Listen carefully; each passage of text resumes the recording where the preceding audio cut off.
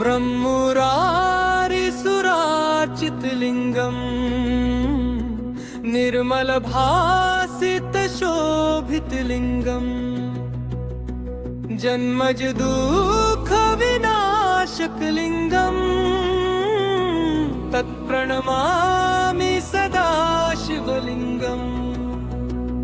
देवमुनि प्रवरार्चितलिङ्गम् कामदहन् करुणाकरलिङ्गम् रावणदर्पविनाशकलिङ्गम् तत्प्रणमामि सदा शिवलिङ्गम्। सर्वसुगन्धिसुलेपितलिङ्गम् बुद्धिविवर्धनकारणलिङ्गम् सिद्धसुरासुरवन्दितलिङ्गम् तत्प्रणमामि सदा शिवलिङ्गम्। कनकमहामणिभूषितलिङ्गम् फणिपतिवेष्टितशोभितलिङ्गम् दक्षसुयज्ञविनाशकलिङ्गम् तत्प्रणमामि सदा शिवलिङ्गम्। कुङ्कुमचन्दनलेपितलिङ्गम् पङ्कजहारसुशोभितलिङ्गम् सञ्चितपापविनाशकलिङ्गम् तत्प्रणमामि सदा शिवलिङ्गम्।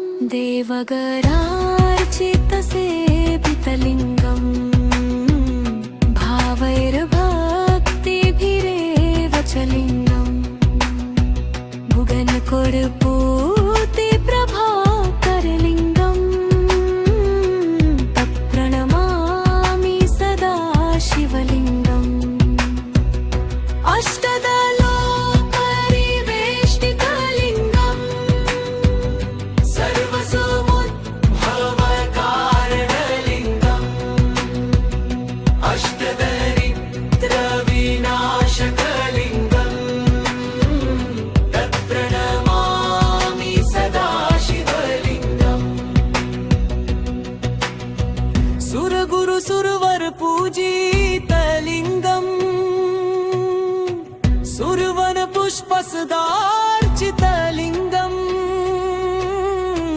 परात्परं परमात्मकलिङ्गम् तत्प्रणमामि सदा शिवलिङ्गम्।